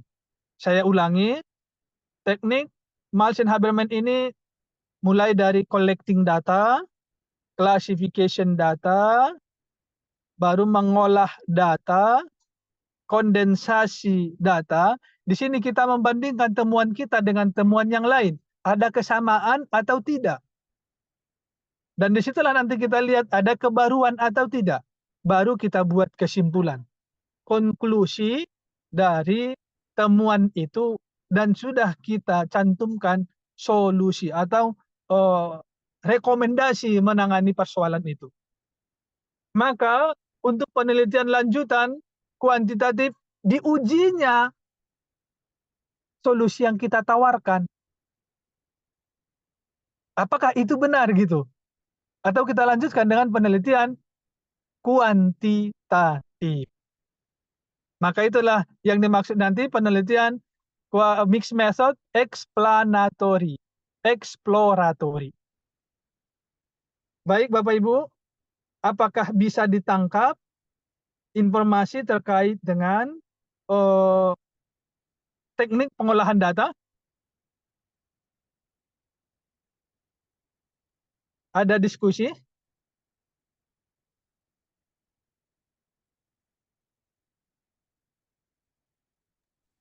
Saya tanya Pak dosen, Ya, tadi kan Pak Syed. sudah dijelaskan tentang beberapa teknik penelitian kualitatif ya. Setelah semuanya kita proses semua, misalnya dari pengumpulan data, klasifikasi, analisis data, perbandingan data, kesimpulan, terus nanti diuji lagi tuh ya. Setelah itu diuji lagi ya? Atau gimana? Hasil kita itu? Iya, apa diuji nanti tuh? Jadi kita setelah kita melakukan teknik penelitian kualitatif kan tuh kan setelah mengumpulkan data, terus mengklasifikasi data, terus menganalisis data, terus memperbandingkan data satu dengan data yang lain, terus kan kita ambil kesimpulan tuh. Nah, Iya. setelah semua kita eh, simpulkan, terus nanti hasil dari kita tuh nanti akan diuji gitu ya. Nah, kemudian hasil ujian tadi itu nanti masuk ke penelitian kuantitatif gitu ya. Ya, bagus sekali. Artinya Pak Syahid secara konstruktif dari awal sudah bisa mengikuti dengan baik ya, sehingga sampai kepada pertanyaan lanjutan ya. Baik, itu pasti diuji Pak Syahid. Yang diuji itu adalah seperti yang saya jelaskan tadi, ambruk jalan itu pukul 21.17 kan? Itu diuji. Benar nggak data yang kita sajikan di hasil penelitian ini? Buktinya apa? Ini melalui hasil observasi benar memang jalannya ambruk. Oke, saya percaya, saya ngelihat pukulnya berdasarkan wawancara terhadap Pak ini, lurah ini, bahwa ini adalah benar. Perdengarkan apa namanya video wawancaranya atau rekaman atau video, perlihatkan. Oh iya benar. Setelah itu saya membaca ini studi dokumentasi. Batam Pos juga mengumumkan bahwa ambruknya pada pukul 21:17. Ini. Jadi itu memang data kita tadi adalah harus lengkap. Sehingga ketika kita nanti diuji, di ujian itu bisa kita bertanggungjawabkan. Oh iya, jadi benar-benar memang informasi yang sampean sajikan ini, panjenengan sajikan ini adalah teruji secara ilmiah. Seperti itu Pak Syahid. Iya, Nah, oke. itu kan salah satu contoh. Kalau misalkan pembelajaran, kita contohnya pembelajaran tajwid, Pak Syahid. Ya. Kesulitan siswa dalam menggunakan ilmu tajwid dalam praktik membaca surah Ali Imran di sekolah ini. Iya kan, Pak? Ya, Maka Bapak lakukan penelitian, direkam, di ini, dan lain sebagainya. Maka Bapak ulas, Bapak wawancara siswanya, gurunya, orang tuanya, bahkan ke guru TVQ-nya. Di mana sebenarnya yang salah sehingga siswa ini kesulitan? Oh iya, Bapak temukan. Oh ternyata metode pembelajarannya kurang tepat dengan karakter siswa. Diberikanlah itu rekomendasi nanti hasil penelitian kualitatif ini. Maka rekomendasi yang Bapak lakukan itu uji dengan penelitian kuantitatif, yaitu eksperimen. Nah, jadi dia berkelanjutan. Apakah nanti hasilnya berpengaruh atau tidak? Tunggu dulu. Kalau berpengaruh, ya itulah hasilnya. Kalau tidak berpengaruh, ya itu hasilnya. Nah, seperti itu. Kalau tidak berpengaruh, kok tidak ada yang ini, maka undanglah ilmuwan untuk mengembangkan sebuah model. Itu tugasnya S3. Mengembangkan sebuah model yang tepat untuk menyelesaikan persoalan. Kalau tugasnya S2 apa? Menginovasi model-model yang ada untuk menyelesaikan persoalan. Kalau tugasnya S1 apa? Melihat persoalan dan mencoba memberikan treatment untuk mengatasi persoalan itu. Nah, itu levelnya, Pak. Oke. Terima kasih. Sama-sama, Pak Ustadz. Bapak Ibu, ada poin diskusi lagi? Atau dari Pak Herman, ada tambahan? Monggo lanjut, Pak. Baik, Bapak Ibu, kalau tidak ada lagi pertanyaan, itulah serangkaian tahapan penelitian kualitatif. Saya ulangi dari awal, semoga tidak mengurangi Bapak Ibu dalam memahami. Saya tidak menggunakan PowerPoint. Mohon maaf, tidak menggunakan malam ini karena laptopnya tadi mati. Terus saya mencari chargernya, nggak tahu, mungkin ketinggalan di kampus. Jadi saya ulangi, penelitian kualitatif ini adalah penelitian untuk banyak tujuannya. Menggali terjadinya atau sebab akibat yang terjadi di lapangan, apa menyebabkan apa. Secara kualitatif. Mengapa suatu fenomena terjadi? Ada apa di balik itu? Seperti di awal tadi saya jelaskan. Penelitian kualitatif itu adalah untuk mengungkapkan fenomena yang unik yang terjadi di lapangan, di mana seorang peneliti menghukumi kejadian itu benar atau tidak sesuai dengan teori, sesuai dengan dalil yang ada. Kalau dia tidak sesuai, berarti ada masalah. Ungkap masalah disebabkan apa, dan masalah itu akan menyebabkan apa selanjutnya. Baru tawarkan rekomendasi. Biarkan nanti orang kuantitatif melakukan tugasnya untuk menyelesaikan persoalan itu. Berikutnya, penelitian kualitatif ini, Bapak Ibu, terdiri dari 4 tingkatan. Yang pertama, penelitian kualitatif deskriptif. Ada penelitian kualitatif naratif. Ada penelitian kualitatif konfirmatif atau elaboratif. Ini bisa masuk case study, studi kasus.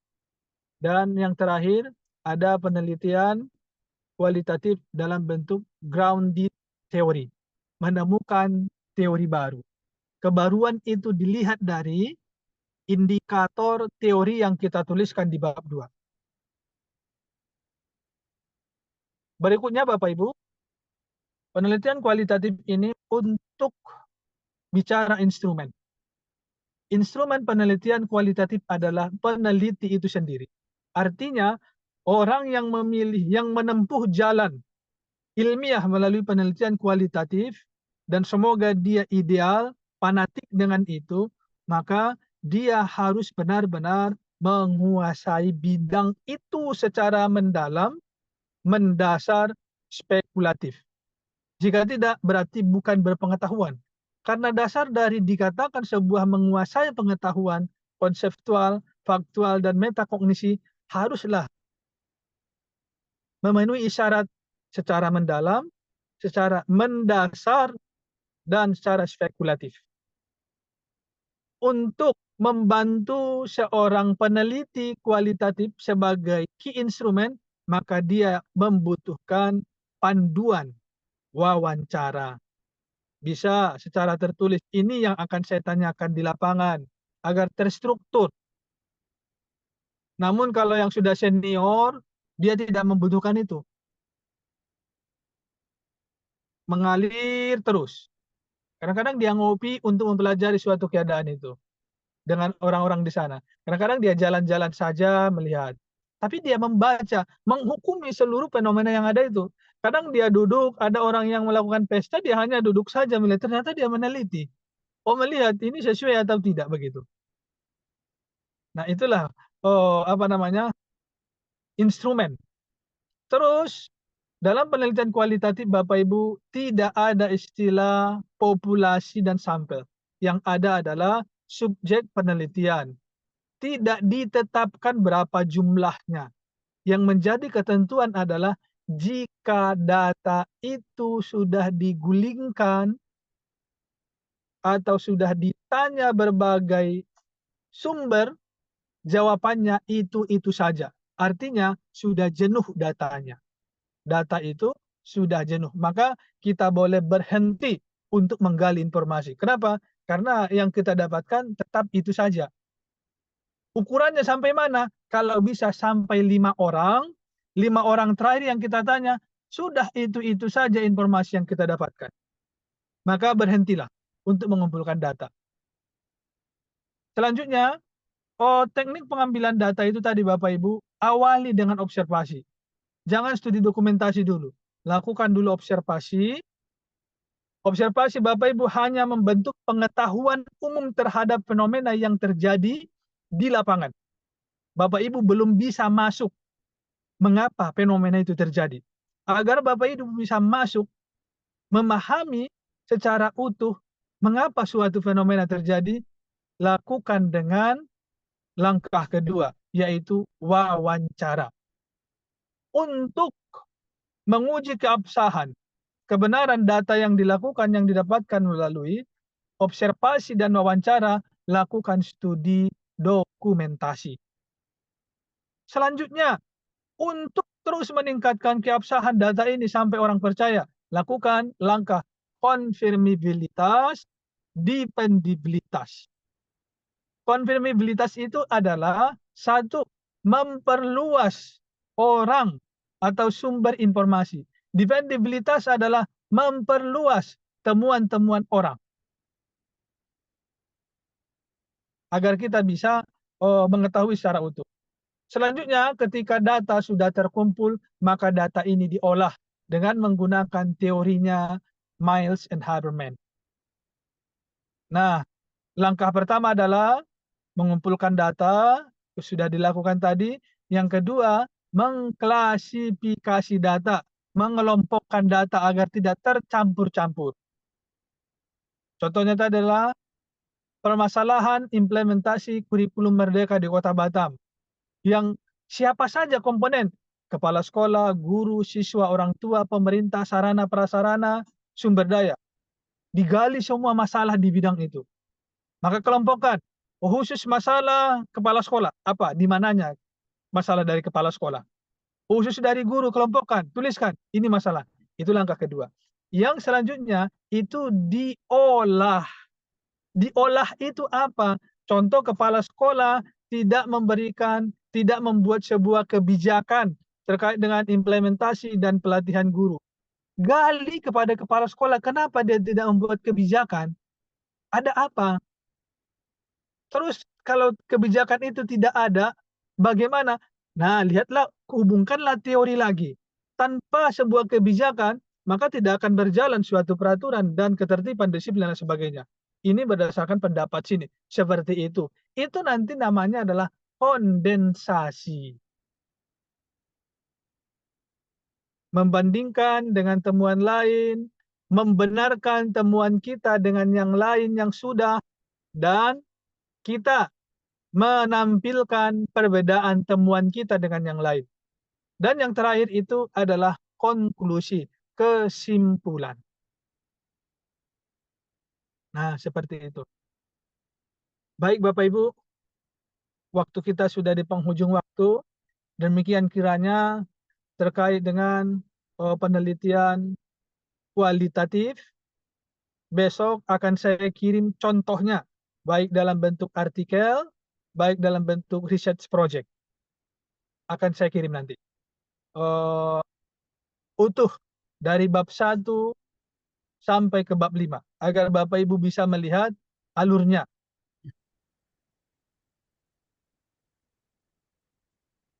Demikian Pak Herman, kalau tidak ada pertanyaan yang bisa saya sampaikan, terima kasih banyak. Semoga yang kami sampaikan ini benar-benar bisa dikuasai Bapak Ibu. Kira-kira Bapak Ibu mohon refleksinya. Mohon refleksinya pada hari ini, atau bisa dibuka kameranya. Kira-kira tolong diberikan pendapatnya, paham atau tidak yang saya sampaikan, atau ada perasaan Bapak Ibu terhadap penyampaian ini. Aduh, misalkan, oh saya sangat paham, oh saya mendapatkan pemahaman baru, saya kurang paham karena tidak ada PowerPoint-nya, begitu. Silakan. Ini saya izin akan saya tanya satu persatu, sehingga ini menjadi evaluasi saya untuk besok pertemuan kuantitatif. Karena besok itu lebih lebih complicated ya Bapak Ibu ya. Artinya materinya lebih sulit.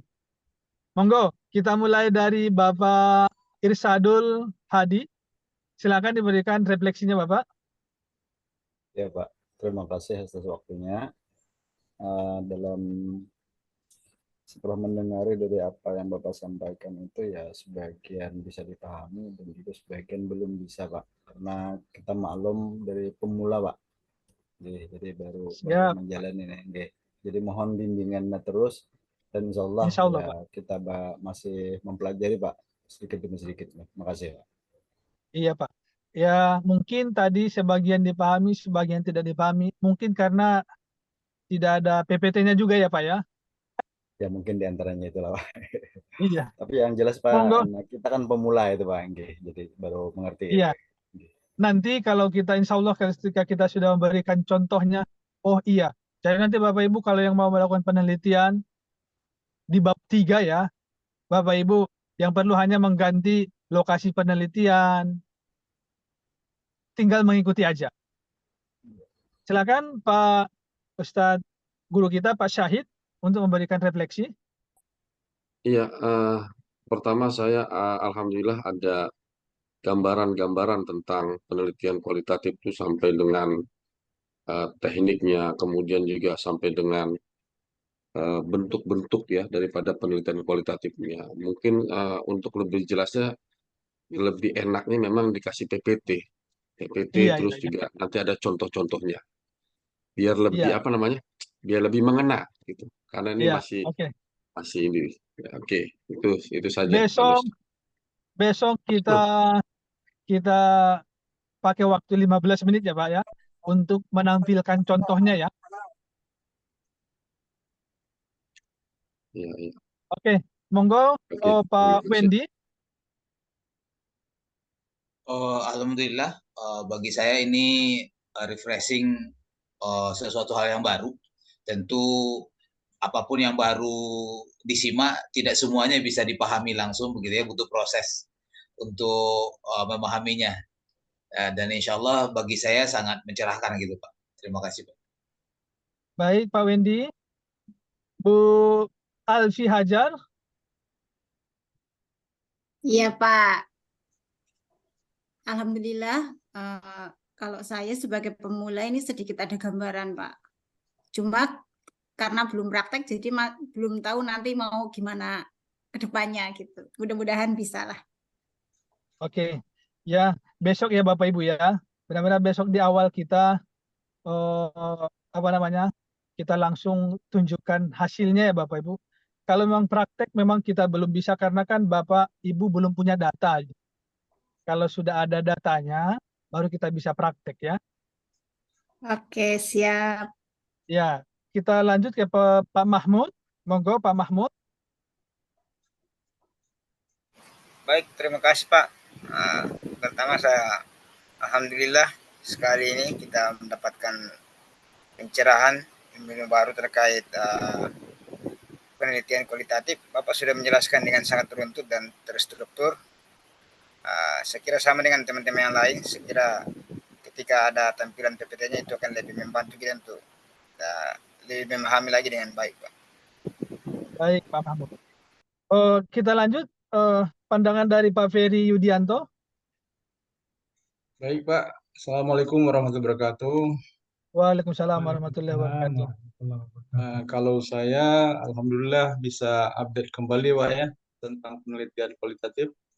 Tapi terus terang memang saya tetap menolak Pak, penelitian ini. Saya lebih memilih yang sebelahnya, tetangganya, Pak. Kuantitatif.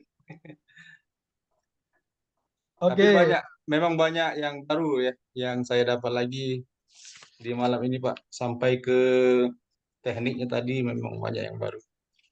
Terima kasih. Iya. Iya Pak Ferry. Pak Ferry mungkin ini garis keras dari kuantitatif ini ya. Iya, tapi terus terang saya memang tidak memilih yang ini nanti Pak, saya milih yang satu lagi. Oke Pak Ferry. Oke. Ya, memang harus seperti itu dengan keilmuannya Bapak Ibu ya. Iya. Kita minta pendapat dari Ibu Yuli Susilawati. Monggo Ibu.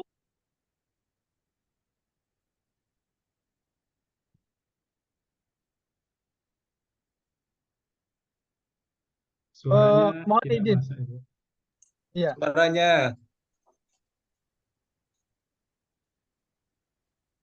Nggak bisa ya. Oh ya, mungkin Ibu Susilawati bisa diketik aja nanti bisa kami baca ya.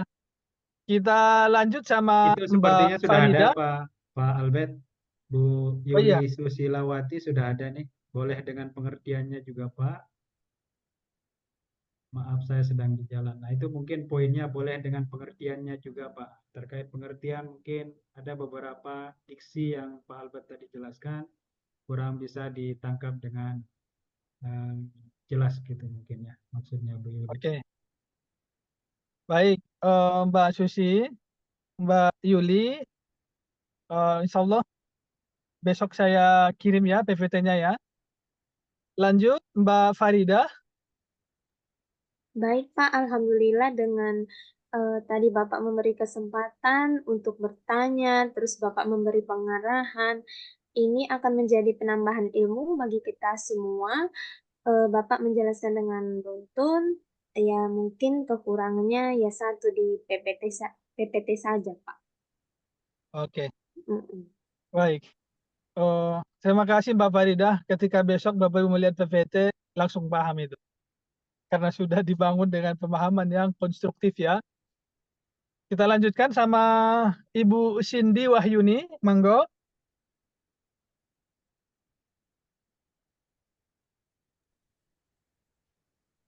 Iya Pak. Ya, gimana refleksinya Bu Cindy pertemuan pertama ini? Apakah mendapatkan pemahaman? Dapat pemahaman lah Pak sedikit. Cuman kurangnya mungkin di PPT-nya ya Pak.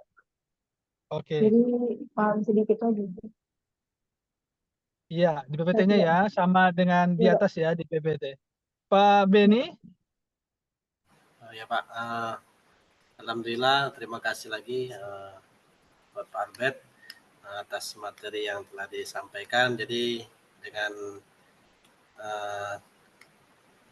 untuk saya sendiri pribadi sudah sangat menambah sekali wawasan baru, pemahaman baru mengenai penelitian kualitatif ini tadi Pak, mulai dari definisi, mulai dari menentukan variabel, kemudian jenis-jenisnya sampai kesimpulan. Jadi mohon bimbingan ke depannya biar lebih detail lagi, Pak. Terima kasih, Pak Ben.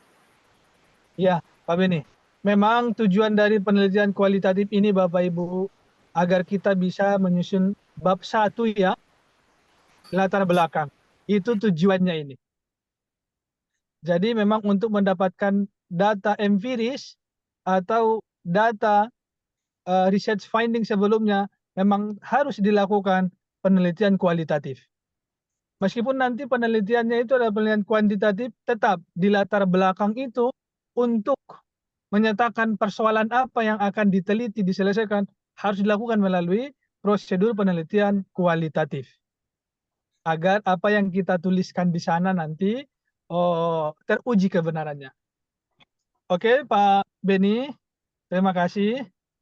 Kita lanjut, Pak Irwanto. Pak, terima kasih banyak Pak. Untuk materi yang Bapak sampaikan, saya sudah sedikit mengerti. Mungkin yang saya tanyakan, apakah itu penyusunan tesis yang kualitatif itu hampir sama dengan penyusunan skripsi yang S1? Itu saja Pak. Dan saya Baik, Pak. ucapkan terima kasih. Sama-sama Pak Irwanto. Tentu berbeda ya Pak. Jadi kalau di tesis itu, apapun jenis penelitian, mau R&D pengembangan atau mixed method, tetap penelitian kualitatif yang akan dilakukan. Itulah mengapa seluruh mahasiswa harus menguasai penelitian kualitatif untuk menghasilkan penelitian yang benar-benar berkualitas. Contoh, ketika kita nanti melakukan pengembangan, contoh pengembangan bahan ajar mata pelajaran teknik mesin di SMK ini berbasis ini. Maka untuk mengetahui persoalan siswa, permasalahan di lapangan, harus dilakukan penelitian kualitatif.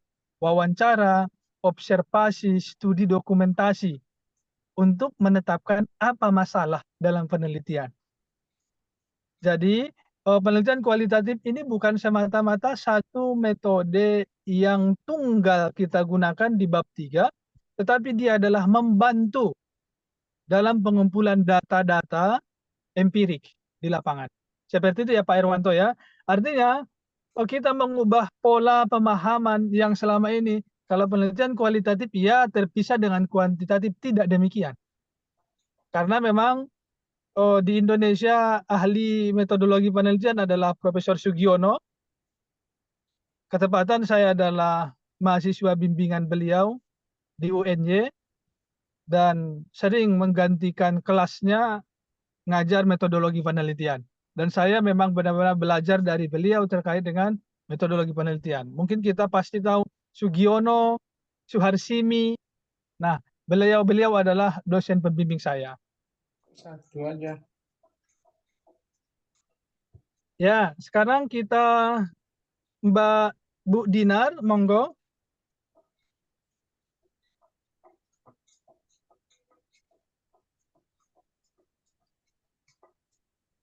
Bu Dinar. Mungkin belum Bu Endang. Silakan.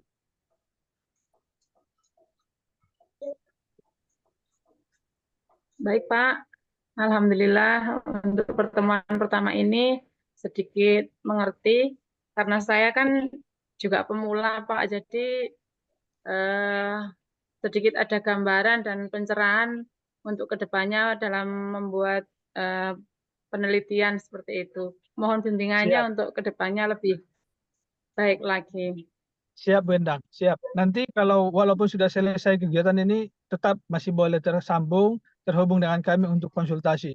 Misalkan penulisan disertasi, penulisan tesis, dan lain sebagainya. Bu Endang ini kuliah di mana? Di PJJPAI Pak. Di Cirebon? Iya, Cirebon Pak. Oh, Syekh Nurjati? Iya, betul. Dari mana Ibu asalnya? Dari Klaten, Pak. Oh, Klaten. Waduh, saya mah di Klaten. Udah keliling Klaten di mana-mana. Oh iya, dah. Semoga pinarak, Pak.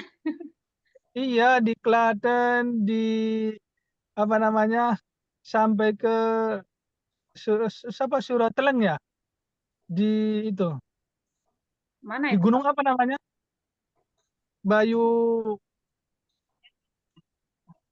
Gunung mana, ya, Pak?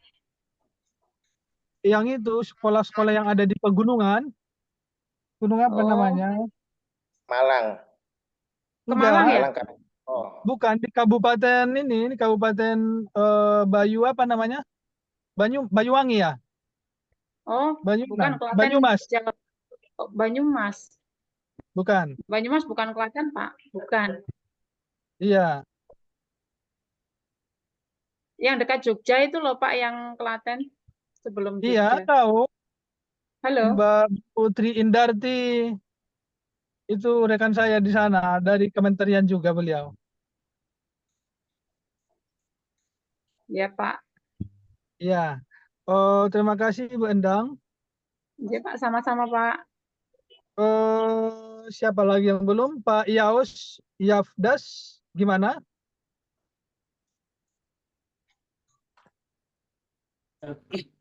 Halo, selamat malam. Selamat malam, Pak. Selamat malam, Pak. Monggo. Suara saya kedengaran jelas, Pak? Ya. Iya, Pak. Baik, terima kasih atas kesempatan yang diberikan kepada saya. Pertama-tama saya mengucapkan terima kasih juga buat Pak dosen atas materi yang sudah disampaikan. Dan melalui kegiatan malam ini saya merasa mendapatkan tambahan pemahaman tentang materi yang disampaikan, Pak. Cuma Pak, mungkin saya punya kekurangan di sini. Saya kemarin waktu kuliah saya tempuh jalur non skripsi. Jadi saya tidak punya sedikit pengalaman dalam hal melakukan penelitian. Tetapi melalui kegiatan ini ya saya dapat penambahan materi atau pemahaman, dan harapan saya ke depan mungkin saya bisa lakukan penelitian, dan saya mohon mungkin bimbingan dari Pak dosen. Siap, siap Pak Yaus. Terima kasih, Pak. Semoga kegiatan ini benar-benar menambah kesiapan rekan Bapak Ibu untuk perkuliahan metodologi penelitian nanti. Baik, Bu Cindy Fra Mitikasari. Bismillahirrahmanirrahim. Assalamualaikum warahmatullahi wabarakatuh. Waalaikumsalam warahmatullahi wabarakatuh. Sebelumnya terima kasih Pak, karena mungkin ini penjabaran materi pertama ya dengan kaprodi kita. Masya Allah, Alhamdulillah saya sudah mulai paham dengan penelitian kuantitatif, dan tadi juga sedikit di kualitatif, sedikit disinggung juga ya Pak dengan kuantitatifnya dan juga mixed methodnya. Jadi mulai dapat gambaran. Apalagi dengan tugas pertama kita di mata kuliah filsafat, wah ini sangat membantu Pak untuk tugas kita materi hari ini. Mungkin itu Pak. Syukur sebelumnya. Assalamualaikum. Waalaikumsalam. Terima kasih Mbak Cindy. Semoga terus dapat ditingkatkan.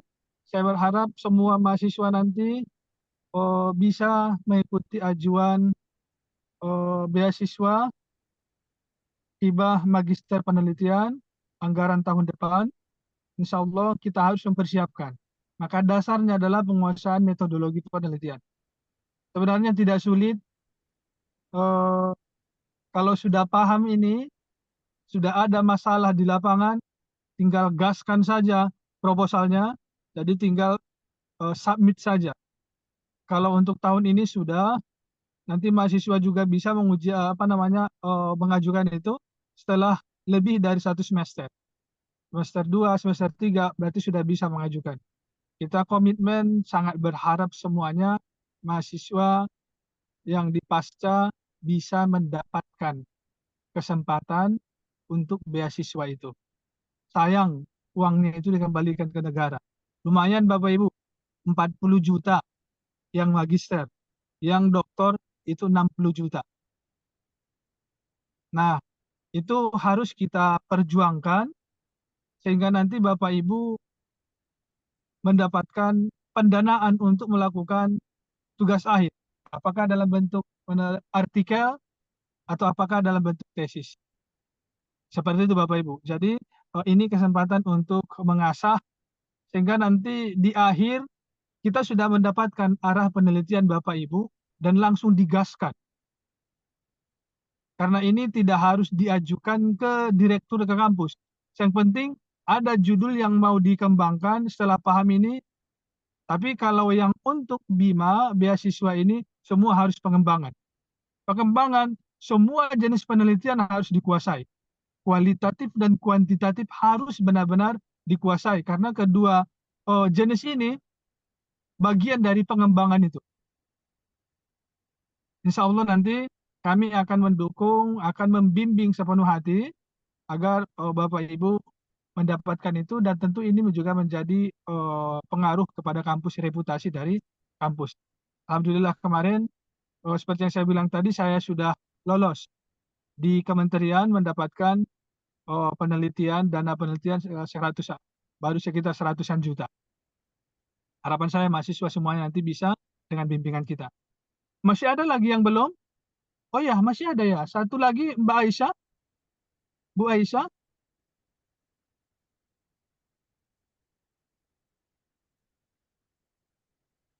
Baik, mungkin sudah cukup Pak Dr. Herman. Demikian yang bisa saya sampaikan. Saya menyadari bahwa sangat banyak kekurangan teknis dalam penyelenggaraan yang perdana ini. Namun saya berharap tidak mengurangi semangat kita dalam hal mempelajari metodologi penelitian. Bapak Ibu, penelitian kualitatif, kuantitatif, mixed method adalah dasar untuk memahami penelitian pengembangan. Semoga kita bisa membangun, mengkonstruk pemahaman kita sehingga kita menjadi master of the game, ahli di bidang penelitian pengembangan. Demikian dari saya.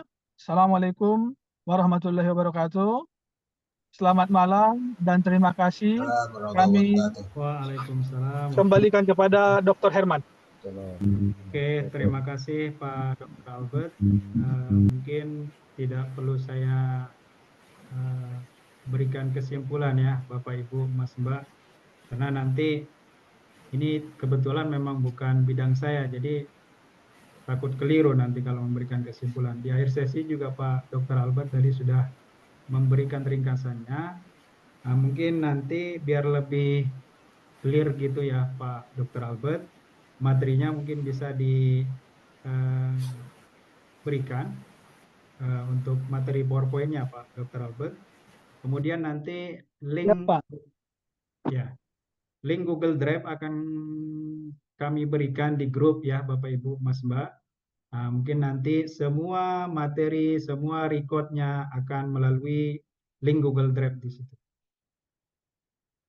Oke Bapak Ibu, mungkin kita cukupkan karena ini juga sudah lewat waktunya, jam 10:12. Mungkin saya tutup dengan Assalamualaikum warahmatullahi wabarakatuh. Tetap semangat Bapak Ibu. Waalaikumsalam warahmatullahi wabarakatuh. Izin live Bapak Ibu. Mas Mbak. Izin live ya. Izin. Monggo Bapak. Mr. Wen, izin. Pak Wendy, semangat Pak Wen, Masya Allah. Ini semangat. Dari tadi pagi nih. Ya, Assalamualaikum. Wah Pak Beni nih, Papua di jam berapa ini Pak? Belum tidur. Selamat malam Bapak semuanya, semangat. Libur besok libur. Ya, izin live Bapak Ibu. Terima kasih. Assalamualaikum. Waalaikumsalam. Monggo Pak.